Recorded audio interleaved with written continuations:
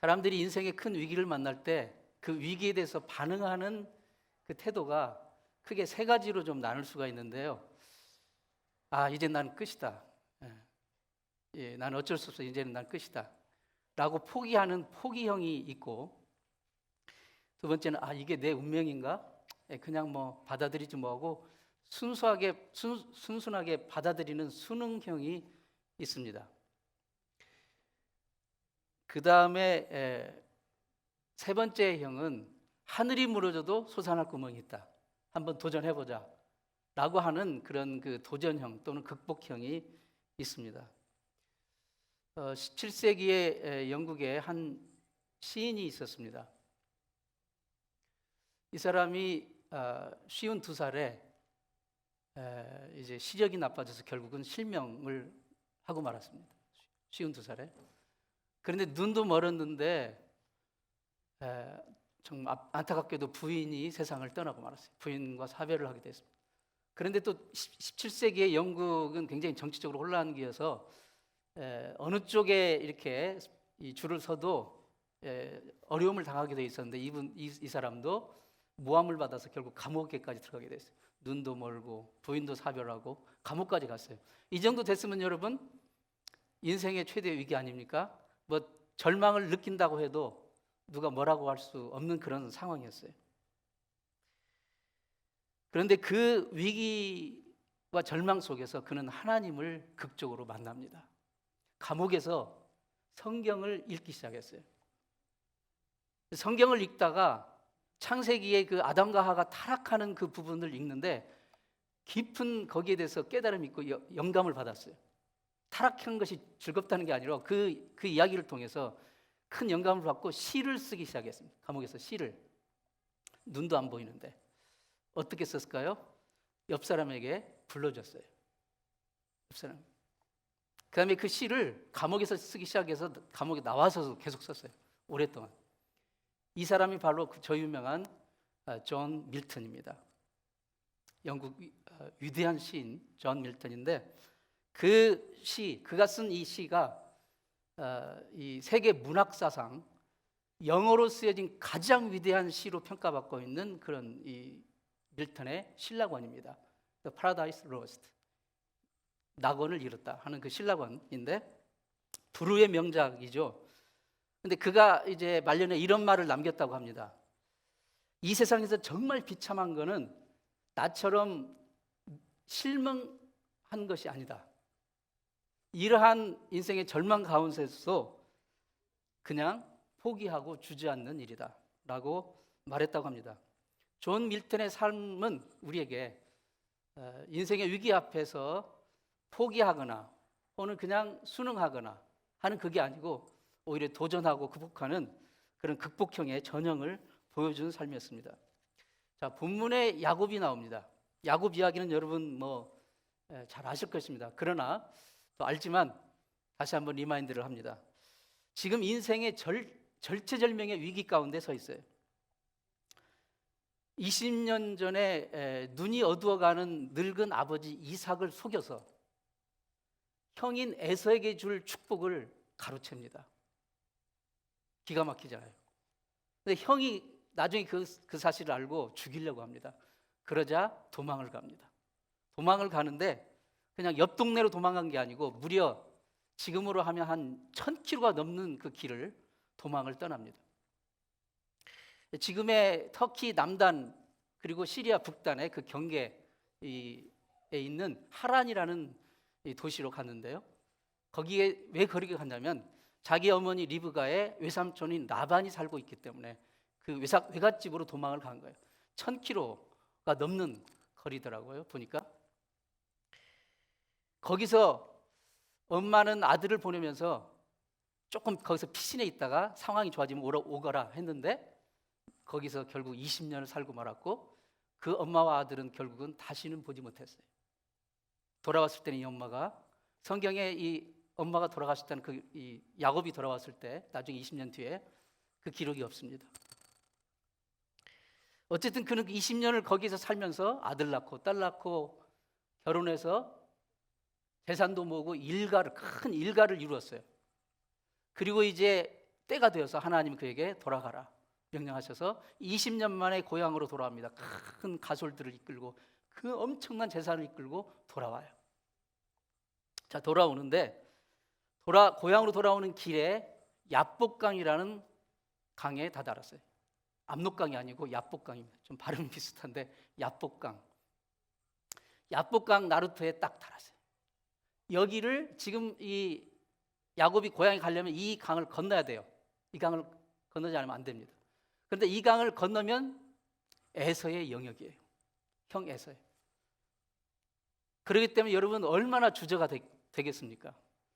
20년의 세월이 흘렀지만 그 악연, 그 축복을 가로챈 사기꾼, 이러한 그 형제 사이에 정말 죽일 수도 있는 그런 증오와 보복, 이런 상황에서 이 강을 건넌다는 것이 쉽지가 않습니다.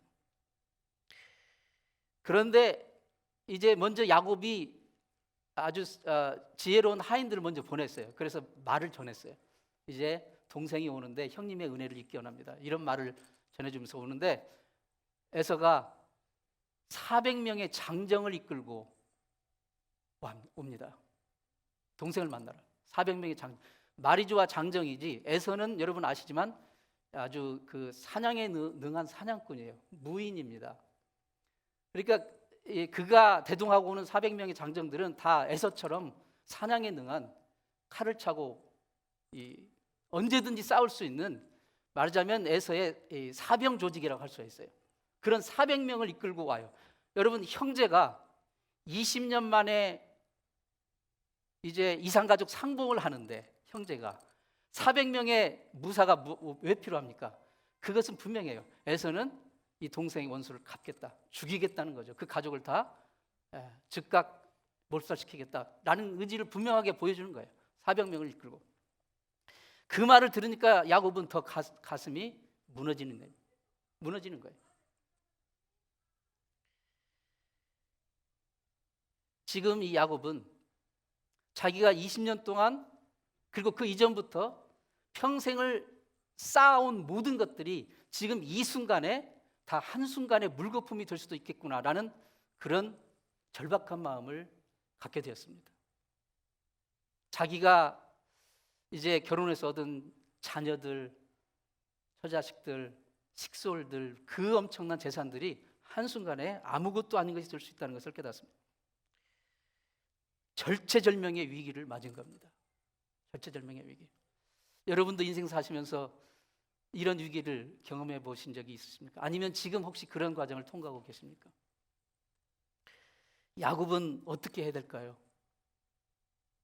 야곱은 어떤 선택을 여기서 내려야 할까요? 돌아갈 수도 없습니다. 이 강을 건너야 됩니다. 에서를 만나야 됩니다. 에서는 400명의 지금 무사를 이끌고 옵니다. 어떻게 해야 될까요? 무슨 선택을 내릴 수 있을까요? 여러분이 야곱이라면 어떤 선택을 내리시겠습니까? 자, 오늘 본문은 야곱이 어떤 선택을 내렸는지, 그리고 그 선택을 어떻게 실행해 나갔는지를 보면서 오늘 아침에 하나님 우리에게 말씀하시는 음성을 듣기를 원합니다. 야곱은 우선 그날 저녁에, 그 전까지, 지금 이 순간까지는 자기의 자식들이 너무 귀하고 식솔들이 귀하고 재산이 귀했어요. 그런데 이 순간에 정말 깨달은 게, 이것은 내 것인 줄 알았는데 내가 지킬 수가 없구나. 이건 결국은 내가 이것을 위해서 지금까지 살아왔지만 결국은 내게 아니구나. 그는 자식들도 처자식도 재산도 전부 강을 먼저 건너게 했어요. 이건 자기 손을 떠난 거예요. 그리고 자기 혼자만. 그리고 오늘 본문 그 말씀이 야곱만 홀로 남았다니. 여러분, 기가 막힌 말 아닙니까? 나만 홀로 내 모든 인생의 목적, 의미, 그걸 다 먼저 떠나보냈습니다. 강을 건너 보냈어요. 그리고 나만 홀로 이쪽 편에 남았어요. 여러분, 그 심정을 한번 상상해 보세요. 기가 막히지 않겠습니까? 다시는 만날 수 없을지도 모릅니다. 그 모든 것을 잃을 수도 있다는 것을 그는 직감했습니다. 혈혈상신으로 처음에 그가 형을 속이고 형의 축복을 가로채고 떠날 때 혈혈단신으로 떠났던 것처럼 바로 그 모습으로 다시 지금 된 거예요.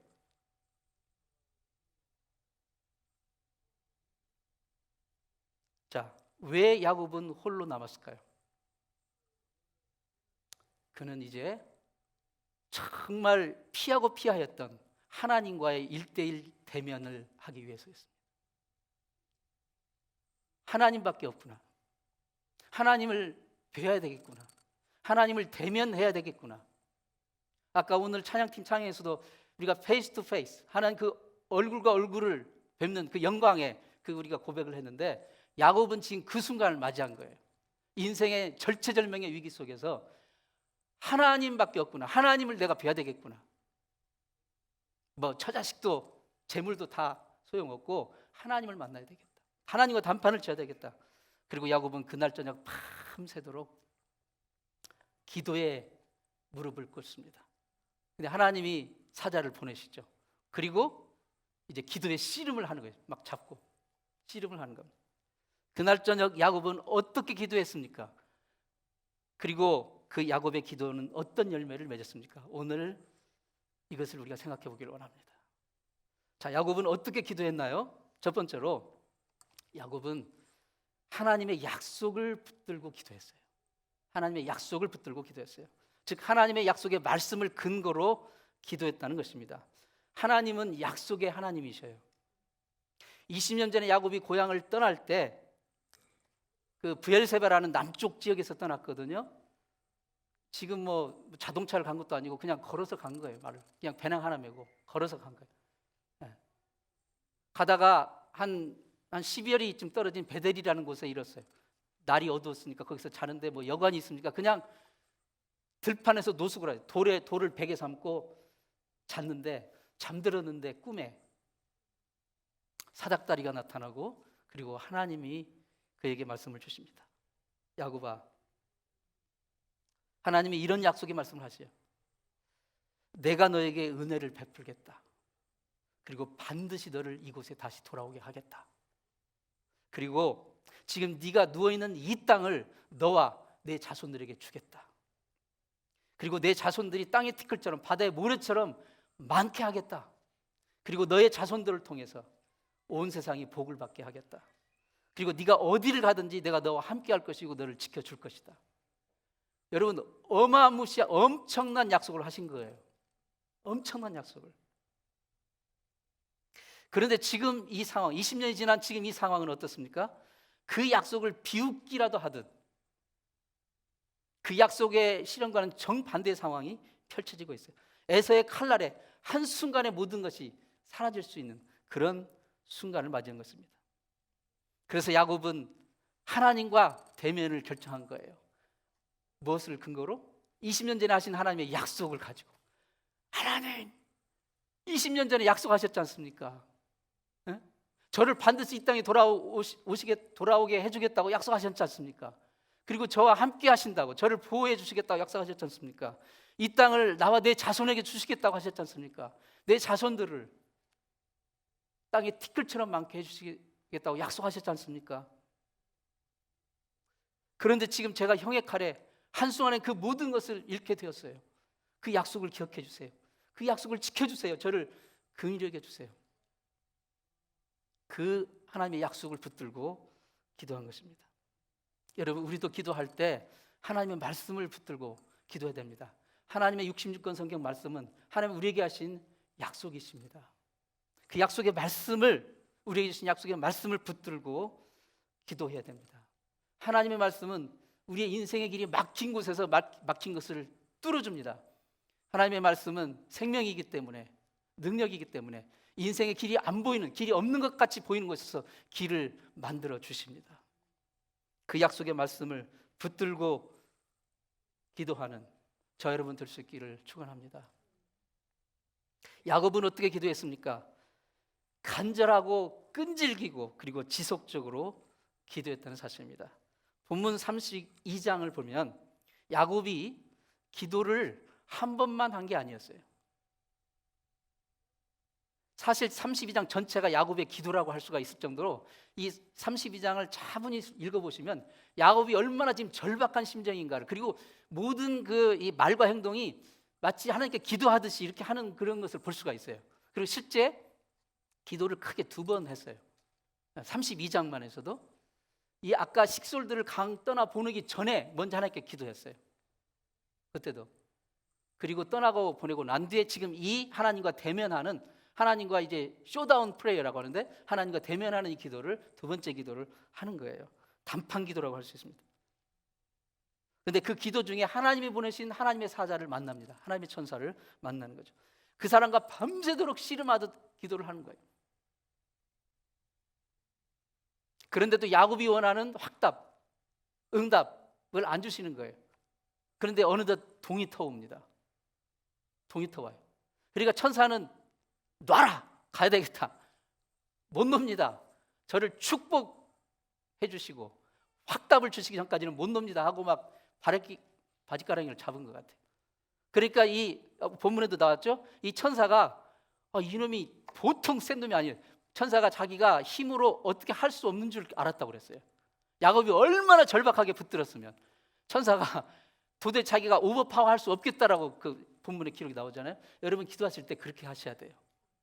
천사도 이놈이 정말 도대체 안 놔주는 거야, 안 놔주는 거야. 그 정도로 간절하게 해야 됩니다. 그러자 야곱의 환도뼈를 칩니다. 이제 허벅지 그 뼈를 치는 거예요. 그러자 거기가 위골이 되면서 야곱은 평생 절게 되는데, 그러면서 이제 응답을 주는 거예요. 네 이름을 이스라엘이라고 하라. 이름 계명을 합니다.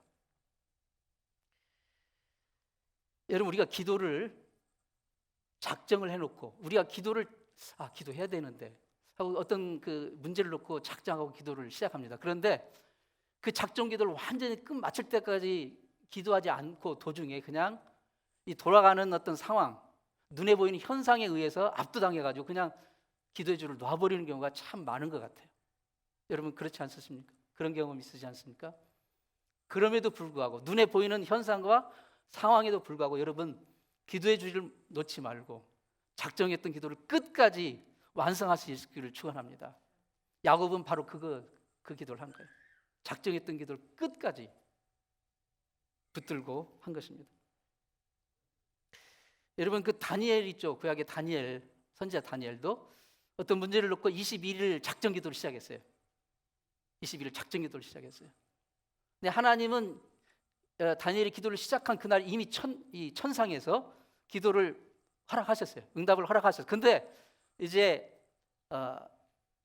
이 마귀가 그 기도를 방해합니다. 이 기도를 가져오는 천사가 있는데 그걸 가져와서 이제 전해줘야 되는데 그걸 막고 있는 거예요. 그러자 천사장 미가엘이 또 그거 같이 싸웁니다. 어쨌든 다니엘은 20일 동안 기도하는데 도중에 응답이 안 왔어요. 상황을 보면 얼마든지 포기할 수도 있었는데 그는 끝까지 기도를 했어요. 다니엘의 22일 기도. 마지막 날 21일째 되던 그 기도를 마치는 그때 응답이 마침내 온 거예요. 그래서 천사가 설명을 합니다. 21일 동안 스트러글이 있었다. 네가 끝까지 기도줄을 놓지 않고 기도해서 21일 마지막 날 이제 너에게 응답을 가져다 준다는 것입니다.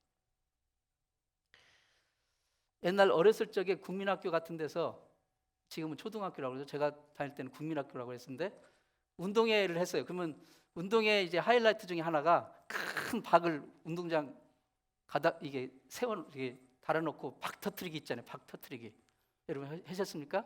그러면 막 천군 백군 나눠가지고 아이들이 막 몰려가가지고 때로 몰려가서 오재미라고 아십니까? 그 조그마한 콩이나 뭐 쌀이나 모래에 헝겊으로 싼 주머니 오재미로 막 던집니다. 근데 이게 쉽게 터지지 않는 거예요. 아무리 던져도 막 하염없이 던져야 돼. 계속 던져.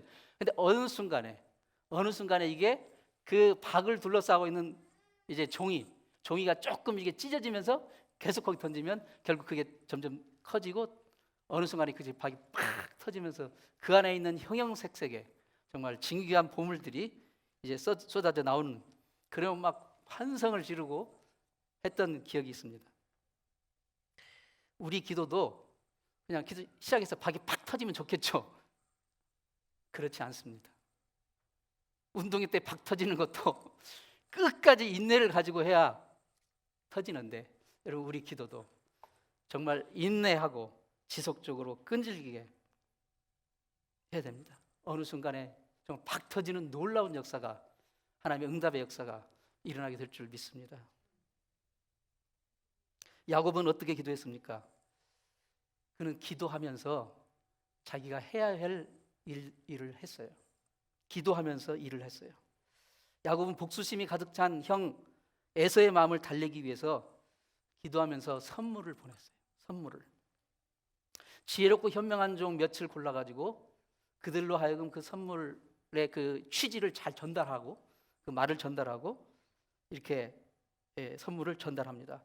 주의 종 야곱이 외갓집에서 20년 살다가 이제 고향으로 오게 되었으니 형님의 은혜를 입기 원합니다. 이런 요지의 메시지를 전달하는 거예요. 그러면서 형에게 줄 선물을 이제 보냈는데, 여러분 그 양이 어마어마합니다.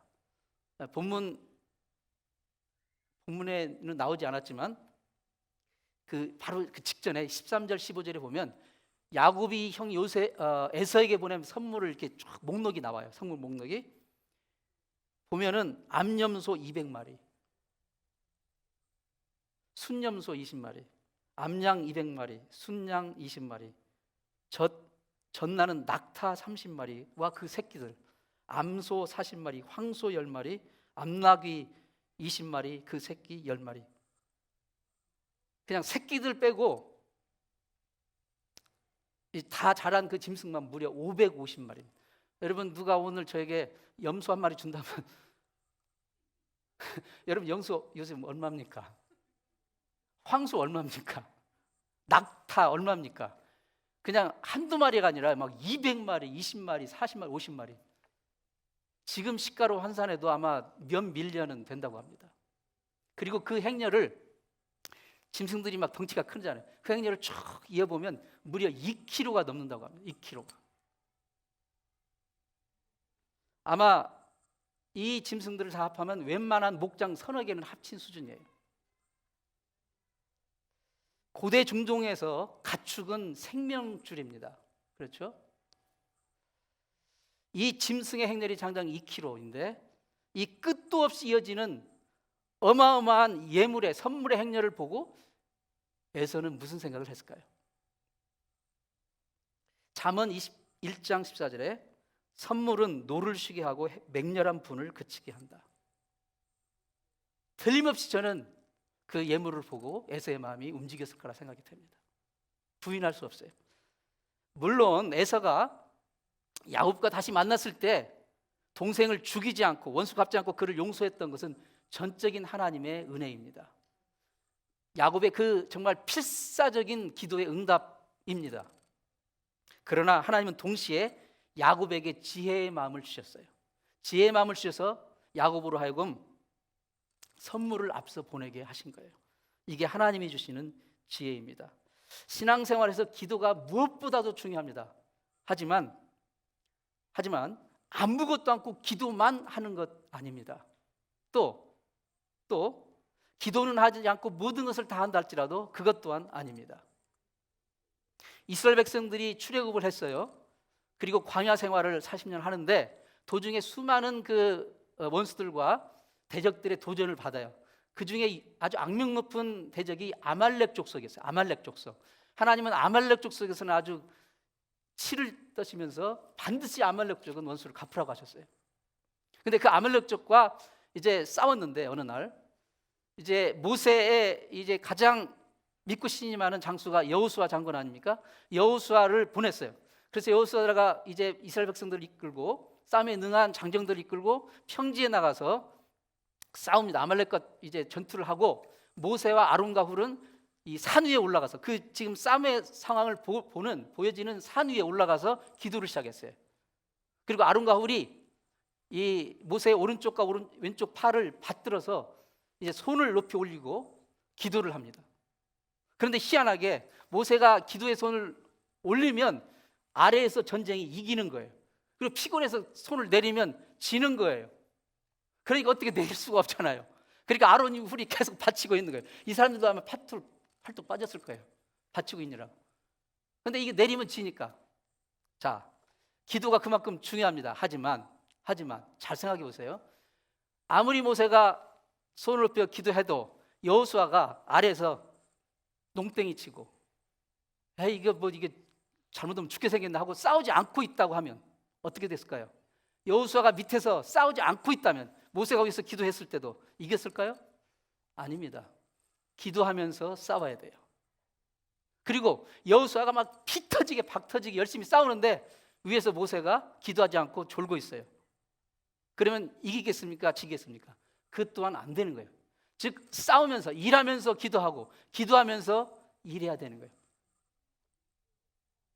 지금 야곱은 좀 극단적인 예지만 그것을 보여준 것입니다. 하나님은 우리에게 지혜를 주십니다. 그 지혜를 주신 가지고 우리가 열심히 삶 가운데서 예배하고 봉사하고 충성하고 일하고 그것을 게을리하지 않아야 됩니다. 기도하면서 일하고 일하면서 기도해야 돼요. 어느 것도 놓아서는 안 되는 것이에요.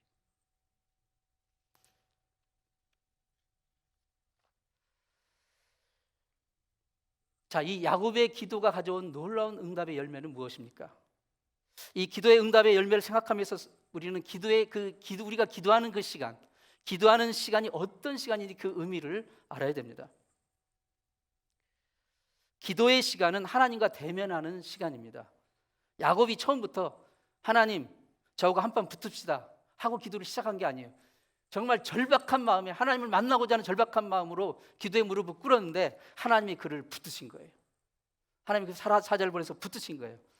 기도의 시간은 하나님을 대면하는 시간입니다. 여러분이 기도의 무릎을 어디서 꿇으실 때마다 여러분은 하나님을 만나는 것입니다. 기도의 시간은 기적의 시간이에요. 28절에 보면 기도 응답의 표로 하나님의 사자가 야곱을 이스라엘로 개명합니다. 이스라엘이라는 이름은 하나님과 겨루어 이겼다는 뜻이에요. 하나님과 겨루어 이겼다. 여러분, 누가 감히 하나님과 싸워서 이길 수 있습니까? 하나님을 이길 수 있는 자는 없죠. 그런데 야곱이 이스라엘이 되었다 하는 말은 무슨 뜻이냐면 하나님과 나와 하나님과 자녀 관계가 이루어졌다는 것을 선포하는 거예요. 여러분, 자식 이기는 부모 없다고 하는 말이 있잖아요.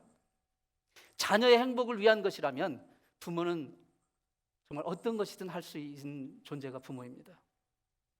바로 기도의 시간은 하나님이 우리의 아버지 되심을 확인하고 경험하는 기적의 시간입니다. 기도의 시간은 또한 축복의 시간입니다. 29절 아까 말씀에도 나왔지만 거기서 야곱을 축복한지라, 야곱에게는 이 기도의 장소가 마침내 축복의 장소가 된 거예요. 지금 날이 밝으면 에서를 만나기 이전에 야곱은 이미 축복을 받은 거예요. 이것이 중요합니다. 에서를 만나기 이전에 이미 기도를 통하여 하나님의 축복을, 약속을, 확답을 받은 겁니다. 그를 축복하였더라. 거기서 아직 에서를 만나기 이전에 이미 축복하였더라. 기도의 시간은 영적인 훈련의 시간입니다. 주님이 야곱에게 축복을 선포하시는 그 시점이 밤을 새워 기도를 마쳤을 때, 기도의 마지막 그 순간에 그때 응답이 왔습니다. 기도는 영적인 훈련입니다. 여러분, 논산 훈련소에서 사중가를 훈련 받는데 한 2주 하고 수료증을 줍니까? 훈련 받다 말고? 아니죠. 훈련 마쳐야 주는 거죠. 기도는 영적인 훈련의 시간임을 기억하며 인내로서 기도해야 됩니다. 자, 기도 응답의 진정한 열매는 무엇입니까? 야곱이 기도했던 그 기도는 무슨 진정한 열매를 거둔 것입니까? 그 원수를 갚으러 오는 그 형의 마음을 녹였습니다. 그리고 극적인 화해를 이루었고 형으로부터 용서를 받았습니다. 창세기 33장 4절 말씀 보면 에서가 달려와서 그를 맞이하여 안고 목을 얻어맞추어 그와 입맞추고 피차오니라. 그 에서 동생을 보기 전까지는 당장 죽이려고 이를 바득바득 하려는 복수심이 불타오르는 그 에서가 마침내 동생을 봤을 때 완전히 마음이 녹아졌습니다. 하나님의 긍휼의 역사고 야곱의 기도의 응답의 열매였습니다. 그것만큼 분명합니다. 그런데 정말 야곱의 기도가 가져온 놀라운 그 응답의 축복의 열매는 뭐냐면 형의 용서를 받고 형과 화해하게 되는 그 자체보다 기도하는 야곱 자신이 변화되었다는 것입니다. 먼저 기도하는 본인이 변화되었다는 거예요. 28절에서 아까 말씀드린 대로 야곱의 이름이 이스라엘로 바뀌었습니다. 야곱이라는 뜻은 남의 발꿈치를 잡는다, 그런 뜻이에요. 여러분, 남의 발꿈치 잡는 사람은 좋은 사람입니까? 나쁜 사람입니까? 남의 발꿈치 잡는 사람 결코 좋은 사람 아니죠. 그는 태어나는 순간부터 형의 발꿈치를 잡고 나왔어요. 아예 형의 발꿈치를. 얼마나 욕심이 많은, 지금 이 순간까지, 이전까지 그는 그 이름처럼 살았어요. 자기 앞에 어떤 것이 놓여져도 그는 물리쳐야 됩니다. 이겨야 됩니다. 경쟁해야 됩니다. 겨루어야 됩니다. 그런데 그가 이제 이스라엘이 되었어요. 무슨 뜻입니까? 하나님과 겨루어 이겼다는 거예요. 이제 더 이상 사람과 겨룰 필요가 없게 된 거예요. 사람과 다툴 필요가 없어요. 사람과 아둘바둘 할 필요가 없게 되었다는 사실입니다. 이제 그의 관심은 하나님께 매달리면 되는 거예요. 하나님만 붙들면 됩니다. 하나님의 그 뜻을 깨닫고 그 뜻을 따라가면 되는 것입니다. 하나님께 인정받고 하나님께 사랑받기 위한 그 싸움, 영적인 그 싸움으로 싸움의 대상이 바뀐 것입니다. 사람들과의 경쟁, 세상과의 경쟁, 그 겨름에서 벗어나서 하나님을 바라보는 그 관점으로 기도하는 야곱이 기도 응답보다도 기도하는 본인이 변화되었다는 사실이에요. 그게 가장 야곱의 기도에 놀라운 응답의 선물이었습니다. 야곱이 이스라엘 이름을 받기 전에는 자기 자식들, 처자식들 재산을 제일 앞에 서고 자기는 맨 뒤에 서 있었어요. 말하자면 마지막 순간까지 자기는 살고 자기 가족들 다 희생시키더라도 그런 태세였어요. 그런데 이제 이스라엘이 되고 보니 사람들과 경쟁하고 다투는 것이 부질없는 것이라는 걸 깨닫게 되었어요. 내가 막 아둥바둥 움켜쥔다고 해서 내 것이 된다는 것이 아닌 것이 깨달아진 거예요. 그래서 이제 이스라엘이라는 이름을 받고 나서는 딱 강을 건너고, 그리고 이제 누구보다도 앞장서서 에서를 만나러 가게 되었습니다. 사람이 변화된 것입니다. 야곱이 기도한 장소가 야복강 나루트라고 했죠. 야복이라는 뜻은 비우다, 몽땅 털어내다, 그런 뜻입니다. 야곱이 기도했던 이 야복강 나루터는 지금까지 자기가 인간적으로 추구해왔던 바로 쓰레기 같은 자와 욕망을 철저하게 비우고 털어내는 그 장소가 된 거예요. 기도를 통해서 욕망에 지배받던 옛사람을 완전히 벗어버리게 된 거예요. 이제 하나님만 붙들면 되는 거예요. 하나님과만 바라보면 되는 것입니다. 욕망을 비운 그 자리에 하나님의 정말 새롭고 놀랍고 뜨거운 은혜가 채워지게 된 것입니다. 여러분, 이게 진정한 기도의 축복이고 기도의 응답의 열매가 아니겠습니까? 여러분이 어떤 기도의 제목을 놓고 기도하시든 그 기도의 가장 놀라운 축복은 기도하는 여러분이 하나님의 뜻에 맞게 변화되는 것입니다. 어느 크리스찬이 청년 시절에 담대한 포부를 가지고 이렇게 기도했어요. 주님, 저에게 능력 주셔서 이 세상을 변화시키게 해주세요. 그런데 이제 나이가 들어서 중년쯤 되니까 그게 부질없는 것이라는 걸 깨닫고, 주님, 그냥 우리 가족들 좀 변화시켜 주시고 친구들, 이웃들 좀 변화시켜 주세요. 근데 이제 노년이 돼가지고 죽을 얼마 안 났을 때 이렇게 기도했다고 합니다. 주님, 저를 좀 변화시켜 주세요. 제가 제일 문제였습니다. 이렇게 기도했다고 합니다. 내가 변하면 모든 것이 변합니다. 내가 변하면 됩니다. 하나님이 원하시는 그 사람으로, 하나님이 기뻐하시는 그 사람으로 내가 변하면 되는 거예요. 사랑하는 성도 여러분, 정말 세상 살기 힘들고 어렵고 정말 힘드시죠? 그럴수록 우리 성도는 야곱처럼 야복강 나루터에 홀로 남았던 기도의 자리로 나가야 됩니다. 하나님을 만나셔야 됩니다. 하나님과 대면하셔야 됩니다. 사람 붙들고 아무리 씨름해도 거기에서는 답이 없어요. 하나님이 저에게 진정한 응답을 주십니다. 진정한 인도와 은혜와 축복으로 우리를 채워주실 것입니다. 찰스 스윈들 목사는 지혜라는 책에서 하나님은 우리를 매일마다 그분과 만나는 장소로 초대하신다 라고 했습니다. 사랑하는 성도 여러분, 오늘 여러분이 집에 가셔서 정말 하나님이 초대하신 그 기도의 자리로 꼭 나아갈 수 있기를 축원합니다. 그리고 거기에서 정말 하나님을 뵙고 하나님을 여러분에게 축복을 선포하시는 놀라운 기도응답, 그리고 무엇보다도 여러분이 먼저 변화되시는 놀라운 축복의 역사가 있기를 축원합니다. 기도하겠습니다. 하나님 아버지, 때로 우리가 인생 살면서 야곱처럼 강가에 나 홀로 서 있는 그런 절박한 상황을 만날 때가 있습니다. 그럴 때 정말 주님만이 우리의 궁극적인 해답이시고 소망이시고 목적인 것을 깨달을 수 있도록 주님 우리를 기도의 자리로 인도하여 주옵소서. 주님을 만나 뵙고 주님의 놀라운 은총을 경험하는 우리 모든 성도들이 될 수 있도록 도와주시옵소서. 예수님의 이름으로 기도드리옵나이다. 아멘.